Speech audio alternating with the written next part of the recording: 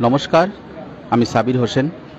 পেহেলগাঁওয়ে ঘটে যাওয়া বর্বরোচিত জঙ্গি হামলার প্রতিবাদে আজ আমি ইসলাম ধর্ম ত্যাগ করছি এবং আমি মনে করি এরকম বর্বরোচিত ঘটনার প্রতিবাদে সকল মুসলিম সমাজের মানুষের এগিয়ে আসা উচিত। আমি সাবির হোসেন আবারও এই ঘটনার তীব্র প্রতিবাদ জানাই এবং এই ঘটনায় যারা দোষী তাদের চরম শাস্তি কামনা করি, আর নিহতদের প্রতি এবং তাদের পরিবারের প্রতি আমার সমবেদনা জানাই। ধন্যবাদ, নমস্কার। বলছি, আপনারা ফেসবুকে পোস্ট করেছেন যে পেহেলগাঁওয়ের যে হত্যাকাণ্ড, তার জন্য আপনি ইসলাম ধর্ম আপনি ত্যাগ করলেন, একটা পোস্ট করেছেন। এই বিষয়ে যদি একটু বলেন। না দেখুন, আমি কোনো ধর্মের প্রতি অশ্রদ্ধাশীল নই, কোনো ধর্মকে ছোট করছি না, কাউকে আঘাত করার কোনো বিন্দুমাত্র ইচ্ছা আমার নেই। এটা সম্পূর্ণ আমার ব্যক্তিগত সিদ্ধান্ত। কারণ আমি ছোটোবেলা থেকে যে পরিবেশে যে আবহাওয়ায় মানুষ হয়েছি, আমি দেখেছি কোথাও যেন একটা বিধর্মীদের প্রতি একটা বিদ্বেষ, কোথাও যেন এরকম কিছু আমার মনে হয়েছে যে সবসময় আমি লক্ষ্য করেছি। এবং সেই জায়গা থেকে আজকে দেখুন যে জঙ্গিরা যারা, আমরা সবসময় বলি জঙ্গিদের কোনো ধর্ম হয় না, তারা কিন্তু সেই ধর্মীয় দৃষ্টিকোণটাকে কিন্তু ব্যবহার করেছে এবং সেখানে তারা ধর্ম জিজ্ঞাসা করে করে মানুষকে হত্যা করেছে। আমরা অনেকেই বলে থাকি জঙ্গিদের কোনো ধর্ম হয় না, কিন্তু তারা কিন্তু ধর্মকেই হাতিয়ার করেছে, যেখানে সেই ধর্মকেই হাতিয়ার করা হচ্ছে এবং সেই ধর্মর থেকে তারা অনুপ্রেরণা পাচ্ছে এ ধরনের কার্যকলাপ করার। আমরা ইতিপূর্বেও বহু ঘটনার সাক্ষী থেকেছি, সেই মুম্বাই হামলা থেকে শুরু করে বিভিন্ন জঙ্গি হামলা, সেখানে একটি বিশেষ ধর্মের মানুষ কিন্তু জড়িত এবং আমি সেই ধর্মীয় গোষ্ঠীতে বিলং করি।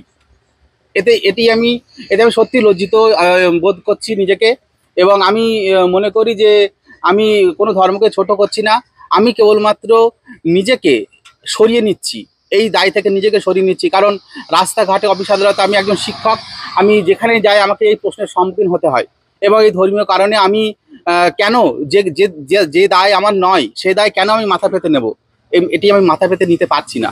সেই জন্য নিজের মানে কি বলবো, অন্তর থেকে একটা পীড়া অনুভব করছি। সেই আত্মগ্লানি থেকে আজকে আমি এই সিদ্ধান্ত নিয়েছি। যদিও আমি এখনো অফিসিয়ালি কোর্টে কখনো কোনো এফিডেভিট করিনি, এটি আমি প্রাথমিকভাবে সিদ্ধান্ত নিয়েছি এবং আশা করি আগামী দিনে আমি সম্পূর্ণ সরকারিভাবে এটি সিলমোহর দিয়ে নিজেকে ধর্মহীন ঘোষণা করতে চাই এবং আমি মনে করি আগামী পৃথিবীটা হোক ধর্মহীন মানুষের পৃথিবী, যেখানে কোনো ধর্মের বাধা নিষেধ, জাতি ভেদ, প্রথা কোনো কিছুই থাকবে না।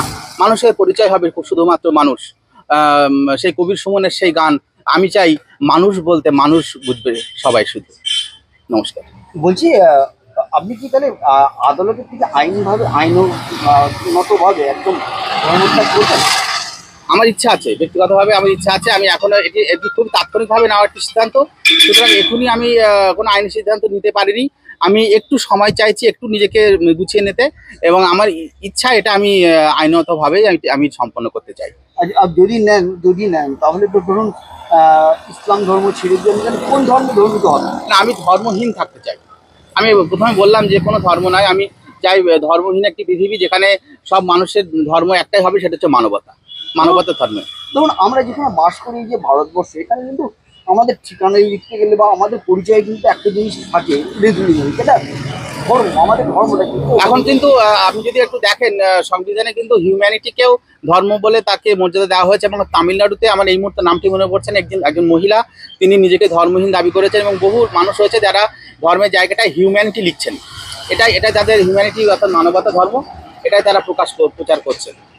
আমি সেই পথটি বেছে নিতে চাই।